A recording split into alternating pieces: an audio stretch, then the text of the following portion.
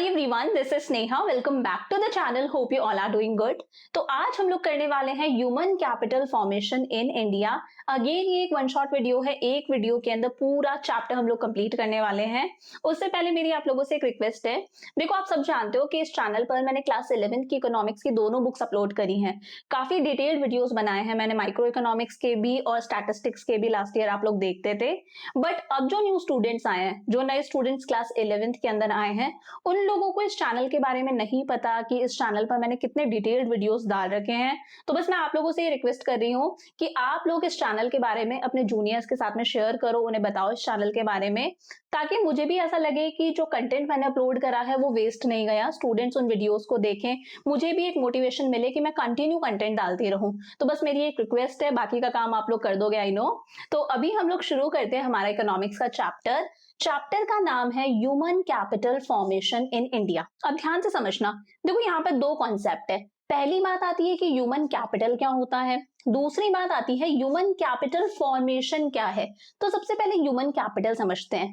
देखो, किसी भी बिजनेस के अंदर, किसी भी ऑर्गेनाइजेशन के अंदर तीन तरह की कैपिटल होती है। कौन कौन सी? One is physical capital. कौन सी कैपिटल? Physical capital. एक होती है फाइनेंशियल कैपिटल। कौन सी कैपिटल? Financial capital.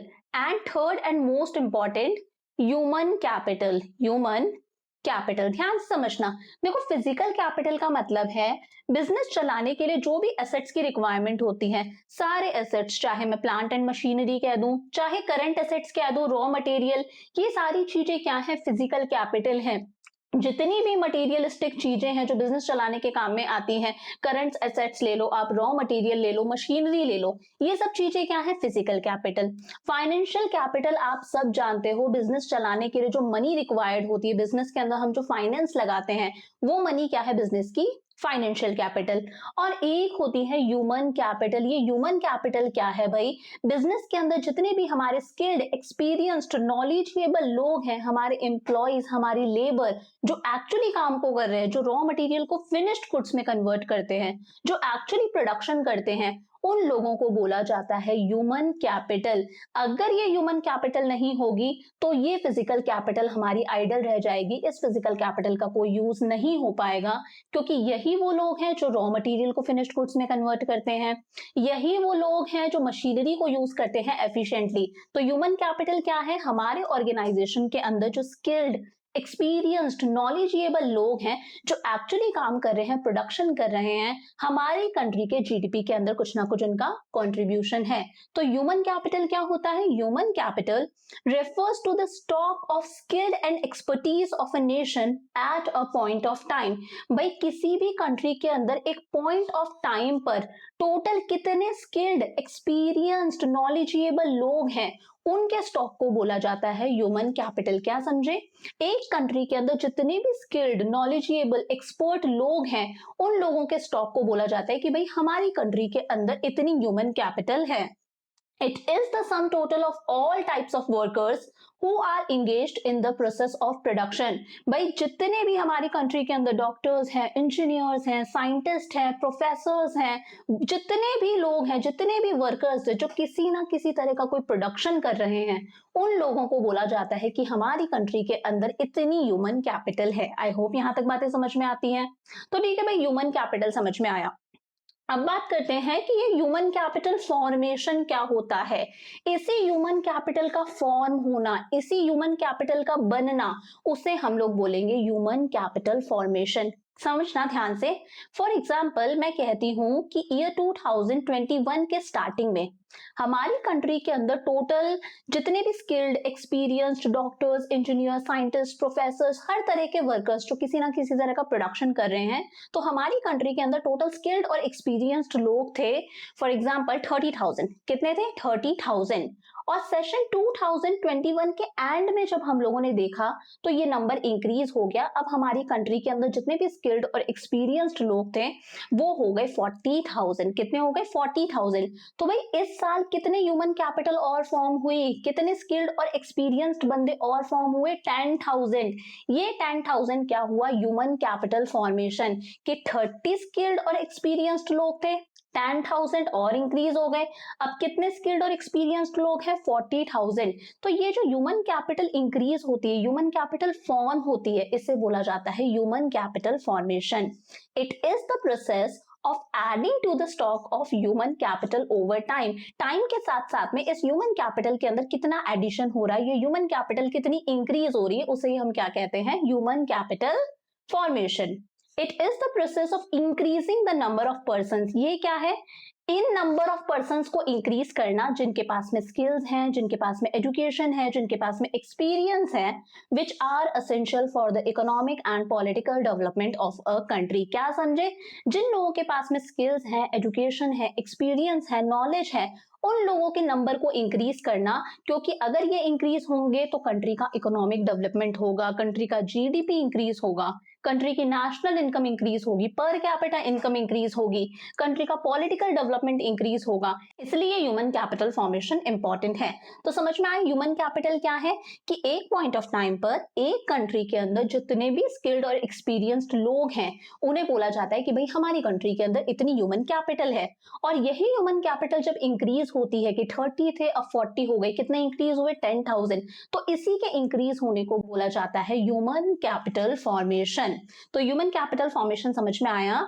अब बात करते हैं determinants of human capital formation. क्या ये जो ह्यूमन कैपिटल फॉर्म हो रही है, इसके कौन कौन से सोर्सेज हैं? ये ह्यूमन कैपिटल फॉर्मेशन कैसे इंक्रीज होती है? Determinants of human capital formation, कि भाई किस तरह से ह्यूमन कैपिटल फॉर्मेशन को इंक्रीज किया जाए, किस तरह से ह्यूमन कैपिटल को बढ़ाया जाए, कौन कौन से सोर्सेज है या डिटर्मिनेंट्स है।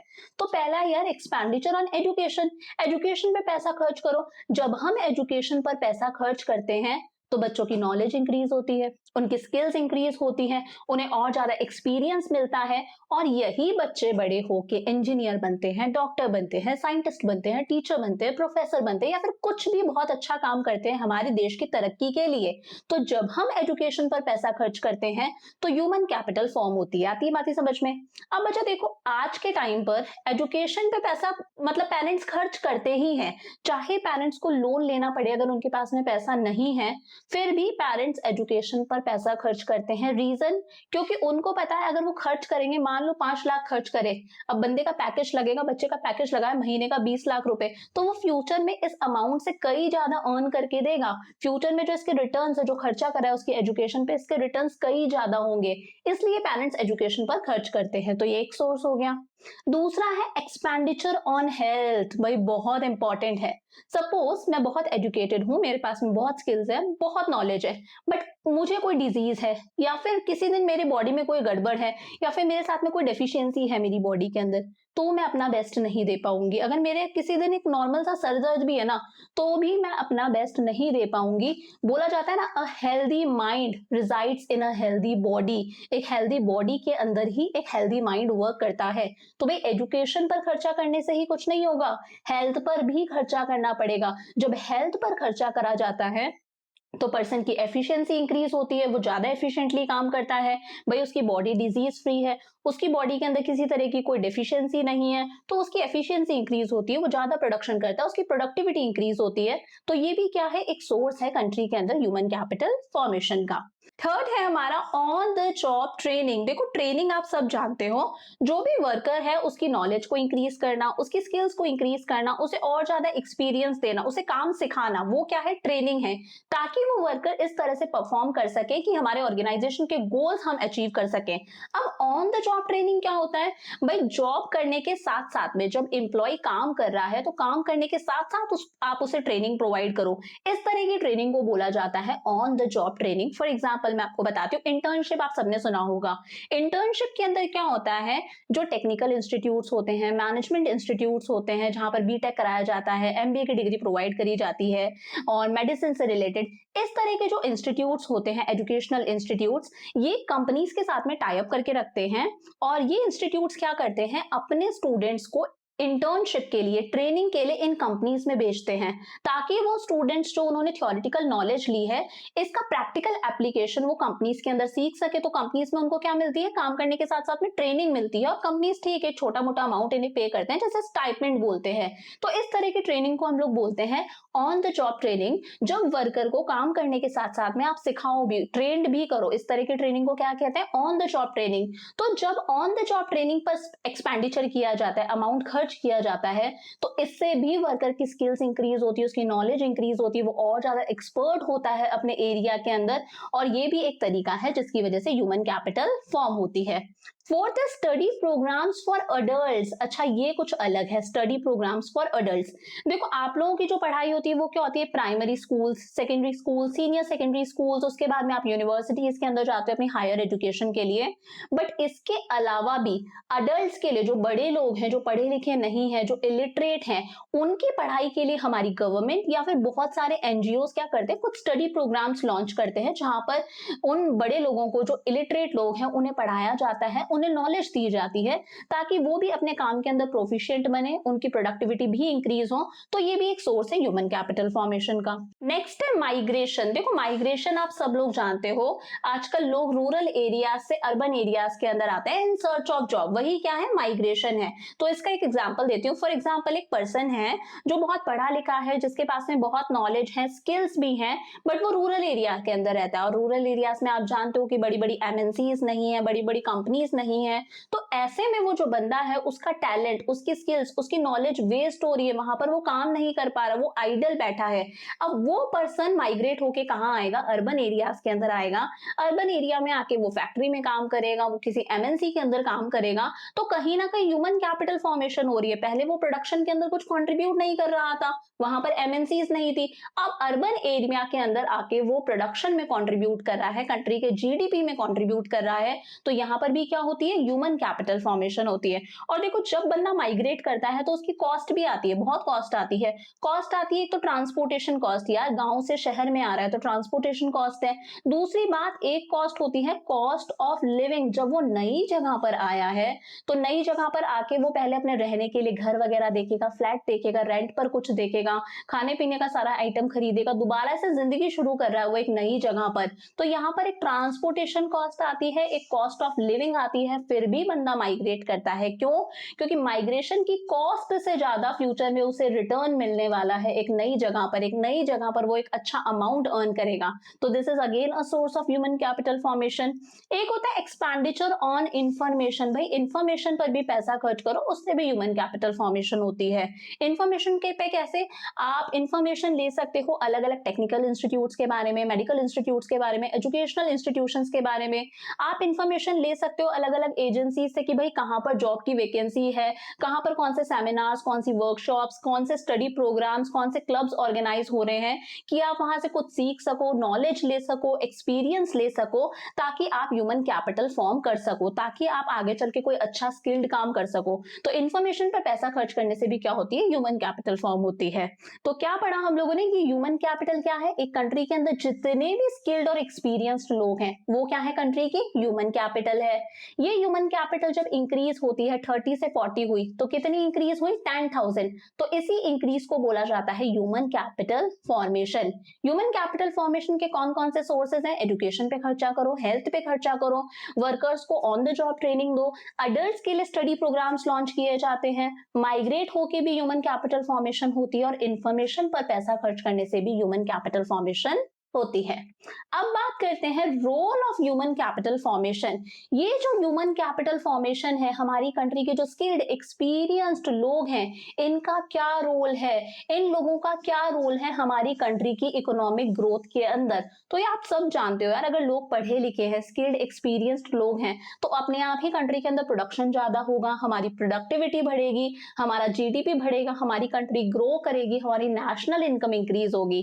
तो फर्स्ट क्या रोल है, change in emotional and material environment of growth. क्या? Change in emotional and material environment of growth. देखो, जब लोग पढ़े लिखे हैं, स्किल्ड हैं, नॉलेजेबल हैं, एक्सपर्ट लोग हैं, तो इसकी वजह से हमारा इमोशनल एनवायरनमेंट भी चेंज होता है। आज आप देखो, आज हमारी सोच कैसी है, आज हमारी जो सोच है ग्रोथ ओरिएंटेड होती जा रही है। हम लोग कुछ ना कुछ करने के बारे में सोचते हैं कि फ्यूचर में ऐसा बिजनेस सेटअप करेंगे, फ्यूचर में हमें ये जॉब करनी है। तो हमारी जो सोच है वो कैसी होती जा रही है? ग्रोथ ओरिएंटेड होती जा रही है। एस्पिरेशंस बहुत ज्यादा है, बहुत सारी इच्छाएं हैं कि ये करना है, वो करना है। पहले की तरह नहीं बस सोच लिया, बस थोड़ा छोटा मोटा कुछ करना है, पेट भरना है। आज हम लोग हमारी ग्रोथ के बारे में सोचने लगे हैं। मटेरियल एनवायरनमेंट की भी ग्रोथ हो रही है। कैसे? भाई, जो ट्रेंड लोग हैं, जो एक्सपर्ट लोग हैं, वो बेटर वे में प्लान्स पॉलिसीज को इंप्लीमेंट कर सकते हैं, बहुत अच्छे तरीके से मशीन्स को चला सकते हैं, प्लांट्स को चला सकते हैं। तो कहीं ना कहीं इसकी वजह से हमारी इमोशनल ग्रोथ भी हो रही है और हमारे मटेरियल एनवायरनमेंट के अंदर भी ग्रोथ होती है। Second is higher productivity of physical capital. भाई, अगर ह्यूमन कैपिटल फॉर्म होगी, लोग स्किल्ड है, एक्सपीरियंस्ड है, ट्रेंड है, अपने अपने एरिया के अंदर एक्सपर्टाइज है उनके पास में, तो वो फिजिकल कैपिटल का एक अच्छा यूज कर सकते हैं। हमारी जो मशीनरीज हैं, जो प्लांट्स हैं, उन्हें एफिशिएंटली ऑपरेट कर सकते हैं, वेस्टेज कम होगा, एक्सीडेंट्स कम होंगे। तो अपने आप अगर वो फिजिकल कैपिटल को अच्छे से यूज करेंगे तो उनकी प्रोडक्टिविटी इंक्रीज होगी, ऑर्गेनाइजेशन का प्रोडक्शन इंक्रीज होगा, ओवरऑल कंट्री की ग्रोथ होगी, कंट्री का जीडीपी इंक्रीज होगा। Third is innovative skills. भाई, जो पढ़े लिखे लोग हैं वो हर चीज को नए आइडिया से करना पसंद करते हैं। जितनी ज्यादा पर्सन के अंदर नॉलेज है, स्किल्स हैं, वो उतना ही काम को इनोवेटिव वे में करते हैं, नए तरीके से करते हैं, न्यू टेक्नोलॉजी के साथ में करते हैं, हर काम को शॉर्टकट से करने की सोचते हैं। तो वही ये इनोवेटिव स्किल्स भी इंक्रीज होंगी। Fourth is higher rate of participation and equality. जितनी ज्यादा ह्यूमन कैपिटल फॉर्मेशन होगी, जितने कंट्री के अंदर स्किल्ड, एक्सपीरियंस्ड, ट्रेंड लोग इंक्रीज होंगे, उतना ही वो प्रोडक्शन के अंदर पार्टिसिपेट करेंगे, कंट्री के अंदर एम्प्लॉयमेंट अपॉर्चुनिटीज जनरेट होंगी, ज्यादा से ज्यादा लोगों को एम्प्लॉयमेंट मिलेगा, ज्यादा से ज्यादा लोग काम करेंगे, ज्यादा से ज्यादा लोगों को अगर एम्प्लॉयमेंट मिल रहा है तो ऑब्वियस सी बात है कंट्री के अंदर क्या आएगी? इक्वालिटी आएगी। और इसे बोलते हैं ग्रोथ विद सोशल जस्टिस। फिर आता है problems facing human capital formation in India. भाई, अभी तक हम लोगों ने देख लिया कि ह्यूमन कैपिटल क्या है, ह्यूमन कैपिटल फॉर्मेशन क्या है, इसके क्या क्या सोर्सेज हैं, इसका इकोनॉमिक ग्रोथ में क्या रोल है। But still human capital formation के रास्ते में क्या क्या बाधाएं हैं। ह्यूमन कैपिटल फॉर्मेशन हो रही है बट हमारे साथ में क्या क्या प्रॉब्लम्स हैं। तो पहला यार, राइजिंग पॉपुलेशन। हमारी population day by day increase होती जा रही है। हमेशा वाला एग्जांपल देती हूँ, एक पिज्जा का पीस है, खाने वाला एक जना है तो भाई इसको पूरा मिल जाएगा। एक पिज्जा का पीस है, खाने वाले दो लोग हैं, दोनों आधा आधा खा लेंगे। खाने वाले तीन लोग हैं, थोड़ा थोड़ा और कम हो जाएगा। खाने वाले चार लोग हैं, सबको एक एक पीस मिलेगा, एक को एक, एक को एक, एक को एक को एट। बट खाने वाले बहुत सारे लोग हैं तो वो इस पिज्जा को आपस में अच्छे से शेयर नहीं कर पाएंगे, उनका पेट नहीं भरेगा। वही बात है यार, हमारी पॉपुलेशन डे बाय डे बढ़ती जा रही है बट फैसिलिटीज तो लिमिटेड हैं। Health care centres, educational institutes, drainage system, power supply, ये सब चीजें तो लिमिटेड हैं। अब अगर पॉपुलेशन बढ़ती जाएगी तो पर पर्सन को ये सारी चीजें कम अवेलेबल होंगी। आप देख रहे हो आजकल स्कूल्स के अंदर एंट्रेंस टेस्ट होते हैं, आगे आप यूनिवर्सिटीज के लिए जाते हो तो भी एंट्रेंस टेस्ट है। क्यों? क्योंकि पॉपुलेशन बढ़ती जा रही है, सबको सारी चीजें अवेलेबल नहीं हो सकती। तो राइजिंग पॉपुलेशन एक बहुत बड़ी दिक्कत है जिसकी वजह से एजुकेशनल इंस्टीट्यूट्स की facilities, health care facilities, power supply, drainage facilities, ये सारी फैसिलिटीज की जो अवेलेबिलिटी है पर पर्सन वो कम होती जाती है। कहीं ना कहीं पर्सन को एजुकेशन नहीं मिलती क्योंकि एंट्रेंस टेस्ट है, लोग क्रीम को सिलेक्ट करते हैं, हेल्थ केयर फैसिलिटीज सबको नहीं मिल पा रही हैं, तो कहीं ना कहीं लोग पीछे रह जाते हैं और ये ह्यूमन कैपिटल फॉर्मेशन के अंदर एक बाधा है, एक प्रॉब्लम है। सेकंड और बहुत ही इंपॉर्टेंट है ब्रेन ड्रेन। क्या? Brain drain. ये बहुत गंदा कॉज है यार, ब्रेन ड्रेन। देखो, आप पढ़े इंडिया के अंदर हो, आपने इंडिया के अंदर नॉलेज ली, इंडिया के अंदर अपनी स्किल्स इंप्रूव करी, इंडिया के अंदर आपने ट्रेनिंग ली, सारे खर्चे आपने इंडिया के अंदर करे। अब आप चले जाते हो यूएस, किसी दूसरी कंट्री चल जाते हो कमाने के लिए। भाई, काम सारा आपने इंडिया के अंदर करा, नॉलेज इंडिया में ली, स्किल्स इंडिया में ली, ट्रेनिंग इंडिया में ली, आपने इंडिया के सारे रिसोर्सेज को यूज लिया। जब आपके पास में डिग्री आई तो आप कहाँ जा रहे हो? यूएस जा रहे हो। कमा के आप कौन से देश को दोगे? यूएस को दोगे। तो इसे बोलते हैं ब्रेन ड्रेन। जो हमारे यहाँ के अच्छे डॉक्टर्स हैं, अच्छे इंजीनियर्स हैं, जो बहुत स्किल्ड स्किल्ड लोग हैं, अच्छे साइंटिस्ट हैं, उन लोगों ने सारी डिग्रीज यहाँ पे ली, यहाँ पे पढ़े लिखे, बट वो सर्व किसी और कंट्री को करते हैं, वो किसी दूसरे देश के अंदर चले जाते हैं क्योंकि वहां पर उन्हें ज्यादा पैकेज मिलता है, ज्यादा इज्जत मिल रही है, उनके काम के लिए उन्हें बहुत ज्यादा बेनिफिट्स दिए जाते हैं, दूसरी कंट्री के अंदर जाके अर्न करते हैं, वहां की कंट्री की जीडीपी को वो इंक्रीज कर रहे हैं। इसे बोला जाता है ब्रेन ड्रेन। ये भी एक बहुत बड़ी प्रॉब्लम है ह्यूमन कैपिटल फॉर्मेशन के अंदर। Third is deficient man power planning.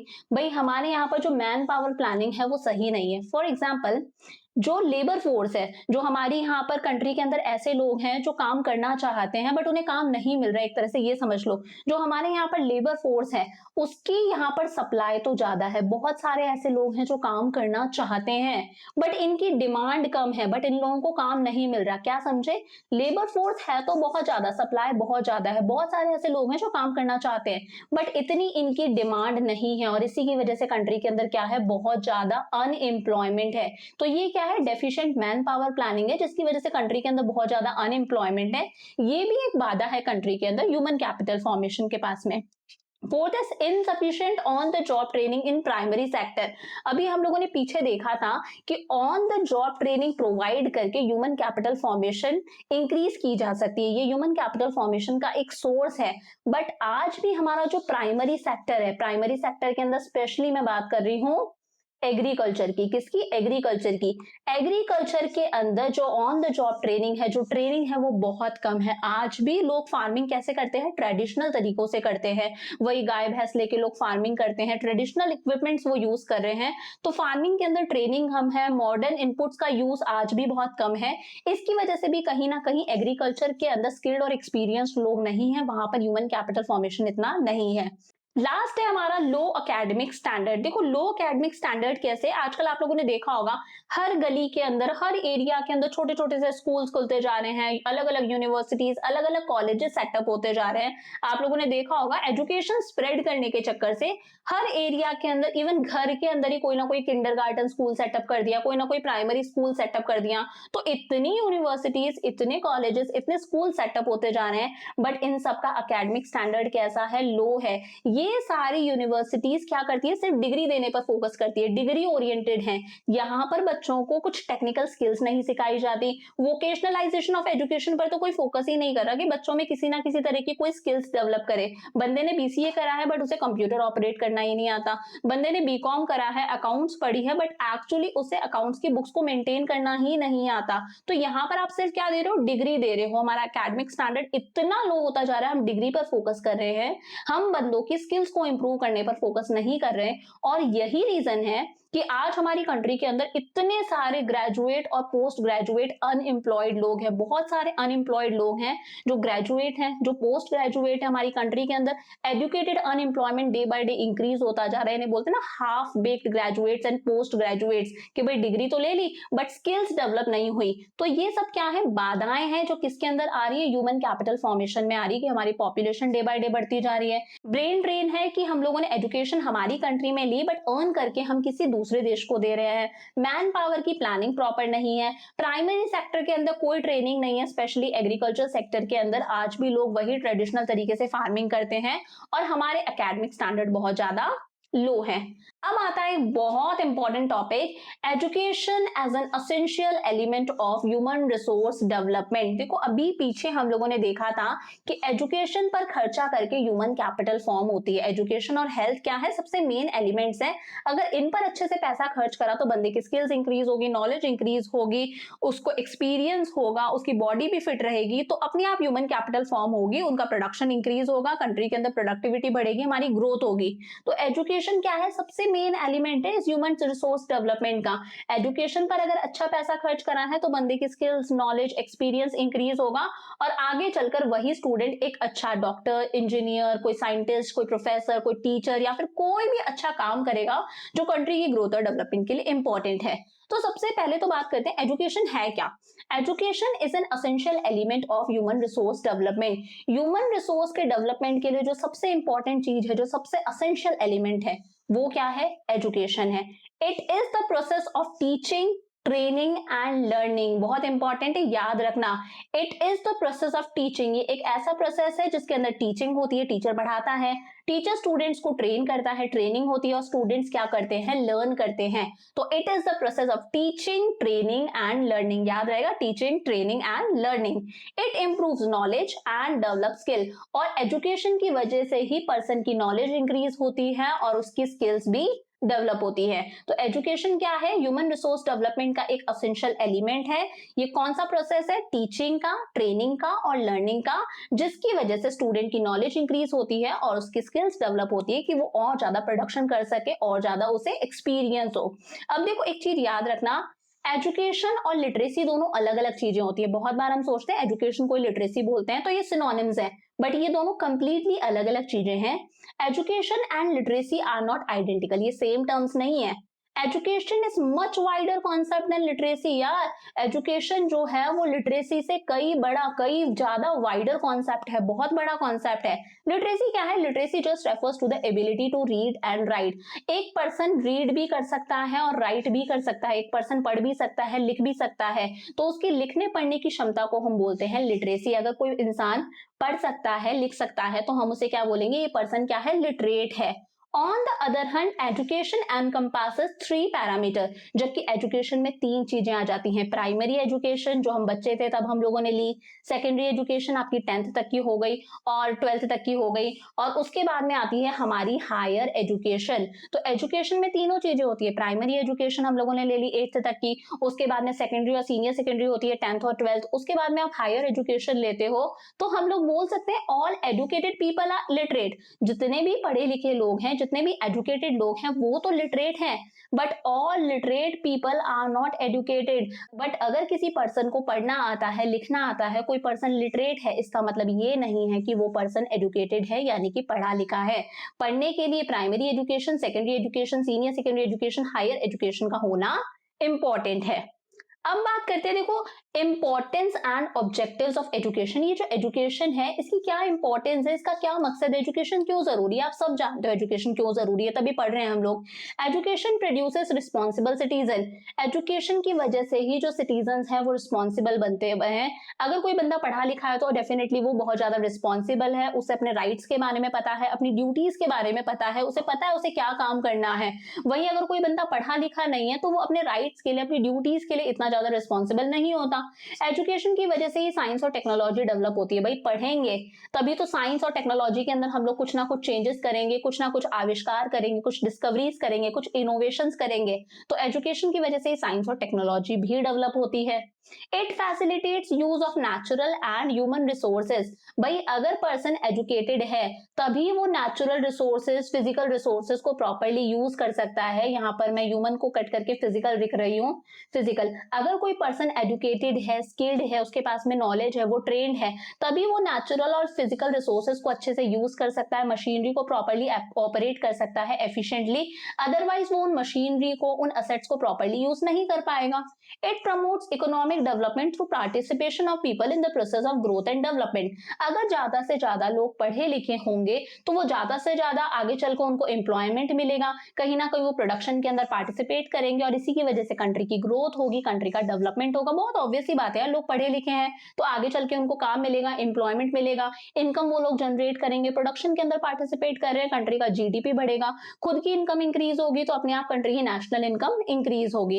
It expands mental horizon of the people. पढ़े लिखे लोगों का दिमाग मतलब थोड़ा सा ब्रॉड होता है, उनकी सोच छोटी नहीं होती, वो ब्रॉड सोचते हैं, उनके जो थॉट्स होते हैं वो ग्रोथ ओरिएंटेड होते हैं, वो ग्रोथ के बारे में सोचते हैं कि फ्यूचर में उन्हें ये करना है, ऐसा बिजनेस स्टैब्लिश करना है, इस तरह की जॉब करनी है। तो उनका जो पूरा माइंडसेट होता है वो ग्रोथ से रिलेटेड होता है, आलतू फालतू बातें उनके दिमाग में नहीं चलती। It promotes cultural standard of the citizen, और इसी की वजह से हमारा कल्चरल स्टैंडर्ड भी इंप्रूव होता है। अगर हम लोग पढ़े लिखे हैं तो इस नॉलेज के थ्रू ही हम हमारी कल्चरल वैल्यूज को आने वाली जनरेशन को पास ऑन करेंगे। हम लोगों ने बहुत सारी चीजें सीखी किससे, हमारे पूर्वजों से, हमारे बड़ों से। अब अगर हम लोग पढ़े लिखे हैं तो इस पढ़ाई के थ्रू ही, अगर हम लोग लिखना पढ़ना सब चीजें जानते हैं, तो ही हम हमारी कल्चरल वैल्यूज को आने वाली पीढ़ी तक ट्रांसफर कर पाएंगे, आने वाली जनरेशन को बता सकेंगे। तो इसकी वजह से हमारा कल्चरल स्टैंडर्ड भी इंक्रीज होता है। It develops human personality. यार अगर एक पढ़ा लिखा बंदा है तो उसका बात करने का तरीका, उसका उठने बैठने का तरीका, ये सब कुछ अलग ही होता है, उसकी अलग ही पर्सनैलिटी होती है। तो अगर हम लोग पढ़े लिखे हैं, अगर हम लोग एजुकेटेड हैं, तो हमारी ह्यूमन पर्सनैलिटी अपने आप इंप्रूव होती है। हमारा बात करने का तरीका, किस जगह पर कौन सी बात बोलनी है, एटिकेट्स हम लोग सीखते हैं, उठना बैठना हम लोग सीख सकते हैं, मैनर्स सीखते हैं। तो एजुकेशन की वजह से ये सारे बेनिफिट्स हमें मिलते हैं। अब है need for government intervention in education and health, कि भाई आप सब जानते हो एजुकेशन और हेल्थ ऐसे दो मेन सोर्सेज हैं जिनसे किसी भी कंट्री की ह्यूमन कैपिटल फॉर्म होती है। ये क्या है? ह्यूमन कैपिटल फॉर्मेशन के मेन सोर्सेज हैं। अगर एजुकेशन पर एक्सपेंडिचर किया जाएगा और हेल्थ पर एक्सपेंडिचर किया जाएगा तो अपने आप ही कंट्री की ह्यूमन कैपिटल इंक्रीज होगी, हमारी कंट्री के अंदर ह्यूमन कैपिटल फॉर्मेशन होगा। बट बात ये आती है कि भाई यहाँ पर गवर्नमेंट के इंटरवेंशन की क्यों जरूरत है? हेल्थ और एजुकेशन दो ऐसे सेक्टर्स हैं जिसमें गवर्नमेंट के इंटरवेंशन की बहुत ज्यादा जरूरत है। और रीजन क्या है?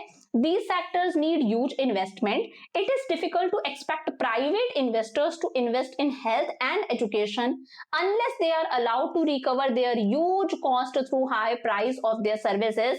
People in our country cannot afford high price for education and health. देखो आपको पता है अगर एजुकेशनल इंस्टीट्यूट सेटअप करने हैं तो उसके अंदर ह्यूज इन्वेस्टमेंट लगती है। अगर हेल्थ केयर सेंटर्स खोलने हैं, डिस्पेंसरीज खोलनी है, हॉस्पिटल्स खोलनी है तो बहुत इन्वेस्टमेंट लगती है। और आप लोगों ने देखा भी होगा हमारी कंट्री के अंदर इतने सारे प्राइवेट स्कूल्स हैं, आप लोग पढ़ते भी हो, इतने सारे प्राइवेट हॉस्पिटल्स हैं, फोर्टिस है हमारे पास में, सीके बिरला है, बहुत बड़े बड़े हॉस्पिटल्स हैं। बट इन जगहों पर ह्यूज इन्वेस्टमेंट लगती है, बहुत पैसा लगता है। और ये अपनी इन्वेस्टमेंट को कैसे रिकवर करते हैं? ये जो बड़े बड़े स्कूल्स हैं, बड़े बड़े हॉस्पिटल्स हैं, इन्होंने जितनी भी इन्वेस्टमेंट करी है, जितना भी पैसा लगाया है, इस पैसे को ये कैसे रिकवर करते हैं? हमसे हाई फीस चार्ज करके, स्टूडेंट से ज्यादा फीस चार्ज करके, अपने पेशेंट से ज्यादा फीस चार्ज करके अपने सर्विसेज की। तो अब हमारी कंट्री के अंदर कैसी सिचुएशन है कि हमारी कंट्री के अंदर बहुत सारे लोग ऐसे हैं जो अफोर्ड नहीं कर सकते यार इतनी ज्यादा प्राइस पे करना, वो एजुकेशन और हेल्थ पर इतना पैसा खर्च नहीं कर सकते। इसलिए रिक्वायरमेंट है कि भाई गवर्नमेंट भी बहुत सारे एजुकेशनल इंस्टीट्यूट सेटअप करे, गवर्नमेंट भी बहुत सारे हेल्थ केयर सेंटर सेटअप करे जहां पर बहुत ही कम फीस चार्ज करी जाए ताकि बच्चों को एजुकेशन प्रोवाइड कर सके, ताकि लोगों का इलाज हो सके एक अफोर्डेबल प्राइस पर। तो रीजन समझ में आया कि इन सेक्टर्स के अंदर ह्यूज इन्वेस्टमेंट चाहिए होती है। और प्राइवेट सेक्टर ने अगर स्कूल्स खोले हैं या फिर हेल्थ केयर सेंटर्स खोले हैं तो वो अपनी जो इन्वेस्टमेंट की कॉस्ट है उसे कैसे रिकवर करेगा? हमसे ज्यादा फीस चार्ज करके। और हम लोग इतना अफोर्ड नहीं कर सकते एजुकेशन और हेल्थ पर पैसा खर्च करना, इसीलिए जरूरत है कि गवर्नमेंट एजुकेशन पर पैसा खर्च करे, गवर्नमेंट बहुत सारे स्कूल्स खोले, यूनिवर्सिटीज खोले, बहुत सारे कॉलेजेस एस्टैब्लिश करे, गवर्नमेंट हर एरिया के अंदर बहुत सारे हेल्थ केयर सेंटर्स एस्टैब्लिश करे ताकि गरीबों का इलाज हो सके, वीकर सेक्शन वहां पर जा सके। तो ये क्या है? नीड है गवर्नमेंट इंटरवेंशन की इन एजुकेशन एंड हेल्थ। अब बात करते हैं growth of education sector in India, कि किस तरह से हमारी कंट्री का जो एजुकेशन सेक्टर है वो इंप्रूव हुआ, किस तरह से हमारे एजुकेशन सेक्टर की ग्रोथ हुई, पहले एजुकेशन सेक्टर की क्या कंडीशन थी और आज एजुकेशन सेक्टर की क्या कंडीशन है। अगेन बहुत इंपॉर्टेंट टॉपिक है, यहाँ से 100% क्वेश्चन बनता है। इसमें हम लोग सिर्फ इतना देखेंगे कि भाई पहले प्राइमरी स्कूल्स कितने थे, आज प्राइमरी स्कूल्स कितने हैं, पहले सेकेंडरी स्कूल्स कितने थे, आज सेकेंडरी स्कूल्स कितने हैं, टेक्निकल एरियाज में, मेडिकल एरियाज में हम लोगों ने कितनी ग्रोथ करी। तो डेटा आप लोगों को याद रखना है। सबसे पहले है एक्सपेंशन ऑफ जनरल एजुकेशन। भाई जनरल एजुकेशन के अंदर भी एक अच्छी खासी ग्रोथ देखने को मिली। 1951 के अंदर हमारी लिटरेसी रेट थी 18.33%, जो 2011 में इंक्रीज होके हो गई 74%। क्या समझे? जनरल एजुकेशन में भी एक अच्छी खासी ग्रोथ देखने को मिली। लिटरेसी रेट 1951 में थी 18.33%, जो 2011 में इंक्रीज होके हो गई 74.04%। सेकेंड है एलिमेंट्री एजुकेशन। एलिमेंट्री एजुकेशन में भी एक अच्छी खासी ग्रोथ देखने को मिली। देखो इसमें बच्चे आ जाते हैं 6 to 14 ईयर्स ऑफ एज वाले। कौन से बच्चे आ जाते हैं? जो 6 to 14 ईयर्स की एज के बच्चे हैं वो आ जाते हैं एलिमेंट्री एजुकेशन के अंदर।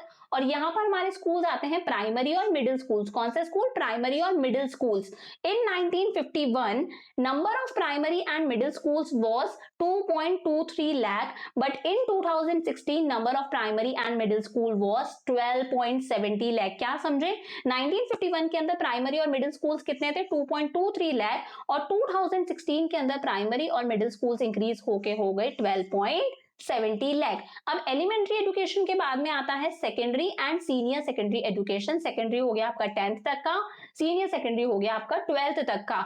इन 1951 number of secondary and senior secondary schools was 7.4,000 only। 1951 के अंदर सेकेंडरी और सीनियर सेकेंडरी स्कूल सिर्फ 7.4,000 थे, जबकि 2016 में ये नंबर इंक्रीज हुआ और 2016 के अंदर सेकेंडरी और सीनियर सेकेंडरी स्कूल्स हो गए 2.52 लाख। तो डेटा आप लोगों को याद रखना है कि जनरल एजुकेशन हमारी इंक्रीज हुई। 1951 के अंदर लिटरेसी रेट थी 18%, जो कि इंक्रीज होकर हो गई 74% इन 2011। एलिमेंट्री एजुकेशन भी इंक्रीज हुई, प्राइमरी और मिडिल स्कूल्स 2.23 लाख थे उस टाइम पर, 2016 में इंक्रीज होकर हो गए 12.70 लाख। सेकेंडरी और सीनियर सेकेंडरी एजुकेशन की अगर हम बात करें तो सेकेंडरी और सीनियर सेकेंडरी स्कूल्स थे 7.4,000 सिर्फ 1951 में, जो 2016 में इंक्रीज होके हो गए 2.52 लाख। अब यहाँ पर एक और बात आपको याद रखनी है, इन 1987 टू 88, बेटा इस ईयर ना 87 से 88 की मैं बात कर रही हूँ, Navodaya Vidyalaya were established to impart modern education of good standard to talented students of rural areas. These schools provide boarding facilities to students. 1987 से 88 के बीच में नवोदय विद्यालय भी सेटअप हुए। क्या सेटअप हुए? नवोदय विद्यालय। इनका मेन मकसद था बच्चों को मॉडर्न एजुकेशन देना, अच्छे क्वालिटी की, अच्छे स्टैंडर्ड की, और साथ ही साथ में बच्चों को बोर्डिंग फैसिलिटीज भी प्रोवाइड करना। सेंट्रल गवर्नमेंट एस्टैब्लिश्ड केंद्रीय विद्यालय, जिन्हें हम सेंट्रल स्कूल्स बोलते हैं, for the benefit of the children of transferable employees. कई बार ऐसा होता है ना, पेरेंट्स का ट्रांसफर हो जाता है तो बच्चों को भी दूसरी जगह पर जाना पड़ता है, तो ट्रांसफरेबल एम्प्लॉइज के बच्चों के लिए केंद्रीय विद्यालय यानी कि सेंट्रल स्कूल्स भी सेटअप हुए, और बहुत अच्छी, बहुत क्वालिटी, बहुत स्टैंडर्ड एजुकेशन ये सेंट्रल स्कूल्स प्रोवाइड करते हैं। तो ये हम लोगों ने देखा expansion of general education, elementary education, उसके बाद में आई secondary and senior secondary education. फिर आती है हायर एजुकेशन। हायर एजुकेशन के अंदर हमारी जनरल एजुकेशन भी आती है और अलग अलग स्पेशलाइजेशन से रिलेटेड, जैसे टेक्निकल, मैनेजरियल, मेडिकल, अलग अलग तरह की एजुकेशन आती है। तो हमारी हायर एजुकेशन के सेक्टर में भी हमें एक अच्छी खासी ग्रोथ देखने को मिली। आज बहुत सारे टेक्निकल इंस्टीट्यूट सेटअप हो चुके हैं, बहुत सारे इंस्टीट्यूट सेटअप हो चुके हैं जो मैनेजमेंट की डिग्रीज प्रोवाइड करते हैं। अलग अलग तरह के मेडिकल इंस्टीट्यूट्स हमारी कंट्री में सेटअप हो चुके हैं। Fifth is vocationalisation of secondary education. Vocational courses have been introduced in the areas of agriculture, trade and commerce, engineering, technology, health and medicines। भाई अब एजुकेशन का वोकेशनलाइजेशन भी होने लगा है। हमारा एजुकेशन सिस्टम सिर्फ डिग्री ओरिएंटेड ही नहीं रहा। आज बहुत सारे ऐसे स्कूल्स हैं जो बच्चों को डिग्री के साथ में, मार्कशीट के साथ में अलग अलग तरह की स्किल्स सिखाते हैं। स्पेशली जो केंद्रीय विद्यालय है, नवोदय विद्यालय है, ऐसे स्कूल्स बच्चों के अंदर कोई ना कोई स्किल डेवलप करते हैं। बच्चों को क्रिकेट खेलना सिखाते हैं, पेंटिंग में इंटरेस्ट है पेंटिंग सिखाएंगे, फार्मिंग में इंटरेस्ट है तो एग्रीकल्चरल एक्टिविटीज सिखाएंगे, बिजनेस से रिलेटेड उन्हें एक्टिविटीज सिखाई जाती हैं। तो बहुत सारे वोकेशनल कोर्सेज हैं, एग्रीकल्चर से रिलेटेड, ट्रेड एंड कॉमर्स से रिलेटेड, इंजीनियरिंग से रिलेटेड, टेक्नोलॉजी से रिलेटेड, हेल्थ और मेडिसिन से रिलेटेड, जहां पर बच्चों को नॉलेज तो दी जाती है, नॉलेज के साथ में बच्चों के अंदर कोई ना कोई स्किल भी डेवलप की जाती है। Technical, medical and agriculture education. आज बहुत सारे टेक्निकल, मेडिकल और एग्रीकल्चरल इंस्टीट्यूट्स हैं जो टेक्निकल नॉलेज बच्चों को दे रहे हैं, मेडिकल नॉलेज दे रहे हैं, उन्हें एग्रीकल्चरल एजुकेशन भी दी जाती है कि किस तरह से फार्मिंग करनी है, फार्मिंग को कैसे हम लोग मॉडर्न कर सकते हैं, कौन कौन से टूल्स काम में आते हैं। तो ये सब क्या है, हमारी ग्रोथ है जो हम एजुकेशन सेक्टर के अंदर कर रहे हैं। रूरल एजुकेशन के अंदर भी सरकार ने बहुत सारे स्टेप्स लिए। National rural higher education council, नाम आपको याद रखना है, national rural higher education council भी सेटअप किया गया रूरल एजुकेशन को इंक्रीज करने के लिए। नेक्स्ट है हमारे पास में अडल्ट एंड फीमेल एजुकेशन। देखो यहाँ पर आपको ऐसा कुछ याद नहीं रखना, आपको सिर्फ पॉइंट्स याद रखने हैं। फर्स्ट था हमारा expansion of general education. General education के बाद में आई हमारी एलिमेंट्री एजुकेशन यानी कि प्राइमरी और मिडिल स्कूल्स। फिर आया secondary and senior secondary education, मतलब 10th और 12th वाले स्कूल्स। फिर हायर एजुकेशन, आपकी ग्रेजुएशन वगैरह हो गई। फिर वोकेशनलाइजेशन ऑफ एजुकेशन, भाई जो एजुकेशन ली उससे रिलेटेड स्किल्स और नॉलेज को डेवलप करना। Technical, medical and agricultural education. Rural areas की एजुकेशन पर फोकस किया गया। अडल्ट एंड फीमेल एजुकेशन, तो यहाँ पर ऐसा कुछ समझाने जैसा नहीं है, आपको सिर्फ पॉइंट्स याद रखने और पॉइंट से रिलेटेड कुछ ना कुछ डाटा आपको प्रिपेयर करना है, क्योंकि इकोनॉमिक्स में डाटा इंपॉर्टेंट है। तो ऐसा कुछ समझने जैसा नहीं है, मैं सिर्फ रीड कर रही हूँ। अडल्ट एंड फीमेल एजुकेशन, देखो अडल्ट और फीमेल एजुकेशन पर भी ध्यान दिया गया और आज अडल्ट और फीमेल एजुकेशन भी इंक्रीज हुई है। और इसके लिए national literacy mission was set up in 1988 के अंदर नेशनल लिटरेसी मिशन सेटअप हुआ, जिसका मेन मकसद था अडल्ट एजुकेशन पर फोकस करना, फीमेल एजुकेशन पर फोकस करना, कि जो लोग बहुत बड़े लोग हैं जिन्होंने अपने टाइम पर पढ़ाई नहीं करी, प्राइमरी सेकेंडरी एजुकेशन नहीं ली, उन लोगों को नॉलेज प्रोवाइड करी जाए, उनकी स्किल्स को इंक्रीज किया जाए। तो इसके लिए हमारी गवर्नमेंट या फिर बहुत सारे एनजीओ बहुत सारे कैंपेन्स लगाती है, बहुत सारी वर्कशॉप्स लगाती हैं जहां पर लोगों को अडल्ट एजुकेशन प्रोवाइड की जाती है। Women education council was setup to promote education among women. एक विमेन एजुकेशन काउंसिल भी सेटअप किया गया था। इसका मेन मकसद था विमेन एजुकेशन को प्रमोट करना। लास्ट है total literacy campaign. Total literacy campaign ये भी एक कैंपेन है लोगों को लिटरेसी देने से रिलेटेड, लिटरेसी रेट इंक्रीज करने से रिलेटेड। नेशनल लिटरेसी मिशन जो सेटअप हुआ था, जो मैंने आपको ऊपर बताया 1988 में सेटअप हुआ था, इसको बदलकर इसकी जगह आ गया साक्षर भारत। क्या? साक्षर Bharat, with a central focus on female education. और इसका मेन मकसद है फीमेल्स की एजुकेशन पर ध्यान देना। This programme covers all those in the age group of 15 and above. इसमें सभी लोग आ जाते हैं जो 15 ईयर्स, जो मिनिमम है 15 ईयर्स और 15 ईयर्स से बड़े सारे लोग इसमें आते हैं। तो क्या बताएं, नेशनल लिटरेसी मिशन जो 1988 में सेटअप हुआ था, उसकी जगह कौन सा आ गया? साक्षर भारत। और इसमें मेन फोकस किया जाता है फीमेल एजुकेशन पर, और इसमें सारे बच्चे आ जाते हैं, सारे अडल्ट आ जाते हैं इन the age group of 15 years and above. तो ये तो ग्रोथ हम लोगों ने देखी हमारे एजुकेशन सेक्टर में, कि हमारी जनरल एजुकेशन में ग्रोथ हुई। एलिमेंट्री एजुकेशन के अंदर बहुत सारे प्राइमरी और मिडिल स्कूल्स खुल गए हैं, बहुत सारे सेकेंडरी और सीनियर सेकेंडरी स्कूल्स आज खुल चुके हैं। हमारी हायर एजुकेशन के अंदर एक अच्छा खासा इंप्रूवमेंट हमें देखने को मिला।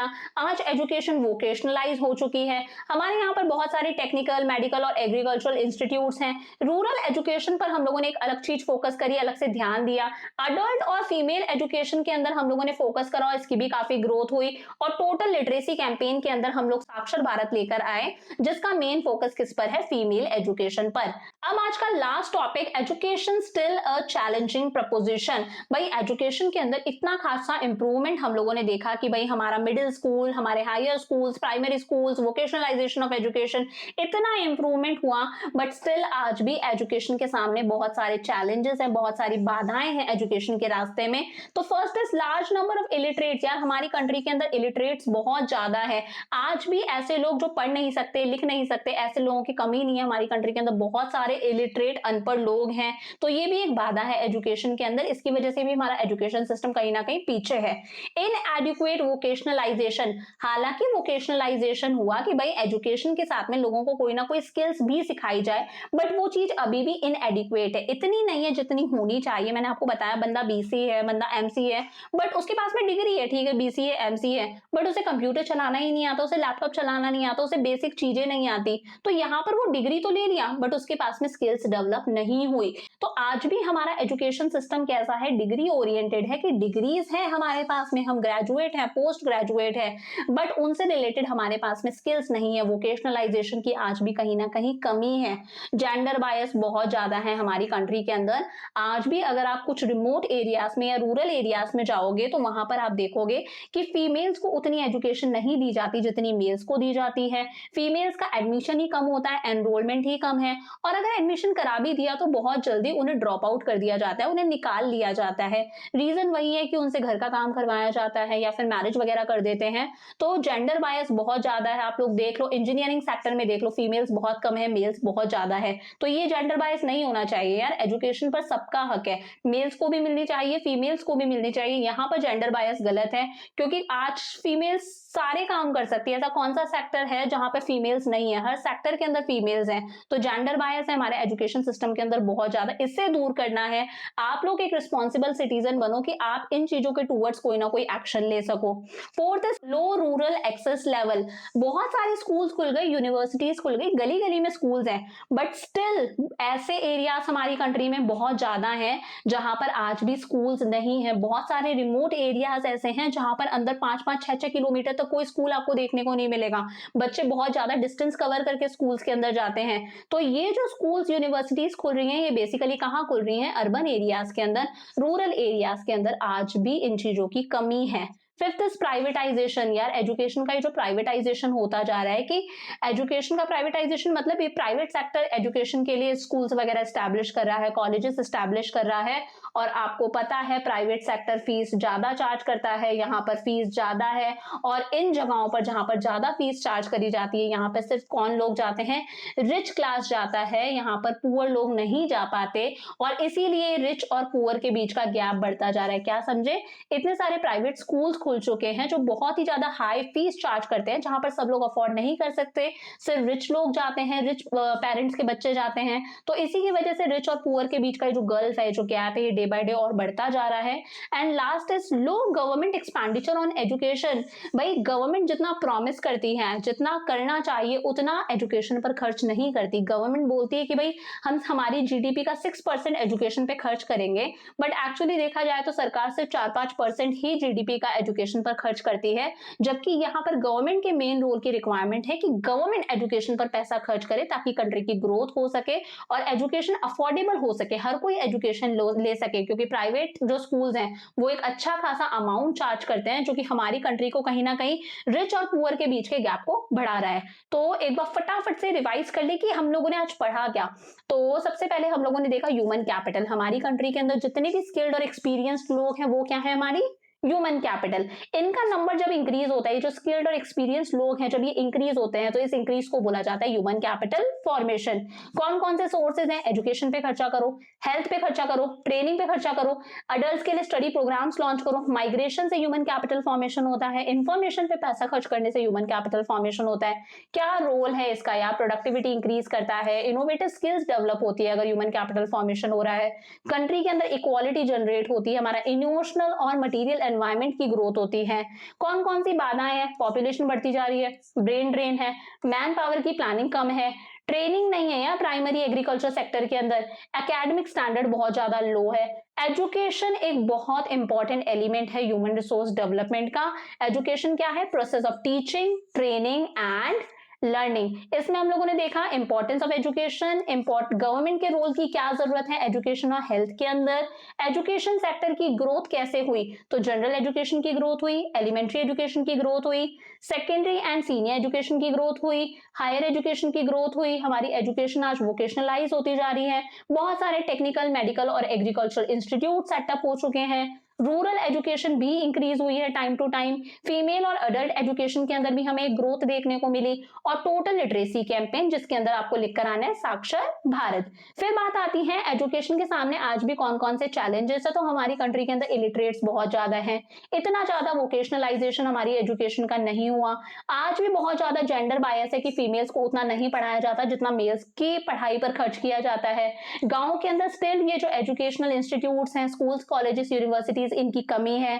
प्राइवेटाइजेशन होता जा रहा है, इतने सारे प्राइवेट इन्वेस्टर्स ने स्कूल खोल दिए, उनकी फीस बहुत ज्यादा है, जहां पर सिर्फ रिच लोग जा पाते हैं, पुअर लोग नहीं जा पाते, तो it is increasing a gap between rich and poor.